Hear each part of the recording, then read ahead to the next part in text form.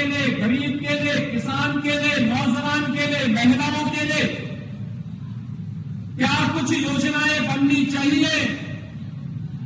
भले ही उस समय की सरकार ने कुछ कार्य किया हो और योजना बनाने में विफल रही हो, लेकिन सरकार से बाहर रह करके जिन महापुरुषों ने इन पर स्वस्थ चिंतन को आगे बढ़ाया था, लोकनायक जयप्रकाश नारायण जी और पंडित दीनदयाल उपाध्याय जी, डॉक्टर राम मनोहर लोहिया जी जैसे महापुरुष उस समय भी इस क्रांति की लोगों को स्वतंत्र भारत के अंदर अपने चिंतन के माध्यम से आगे बढ़ाने का कार्य कर रहे थे। और इसी यही कारण था इस देश के अंदर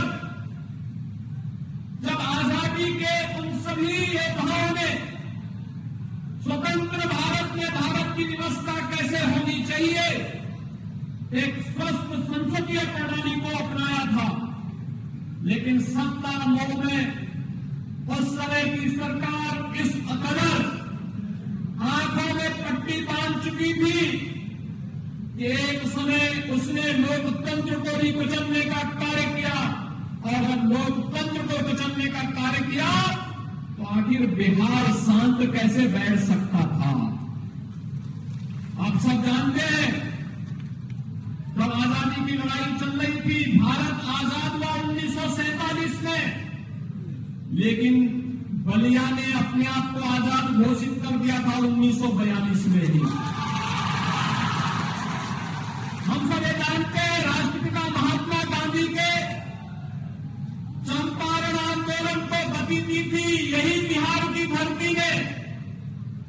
तो स्वाभाविक रूप से लोकतंत्र के प्रति जितना सजग बिहार है, सचमुच वहां देखने लायक है। और इसीलिए लोकतंत्र को इस समय कुचलने का जो कुत्सित प्रयास हो रहा था, लोकनायक जयप्रकाश नारायण जी के नेतृत्व में उस समय लोकतंत्र को बचाने के लिए जो आंदोलन प्रारंभ हुआ था वह भूतपूर्व था।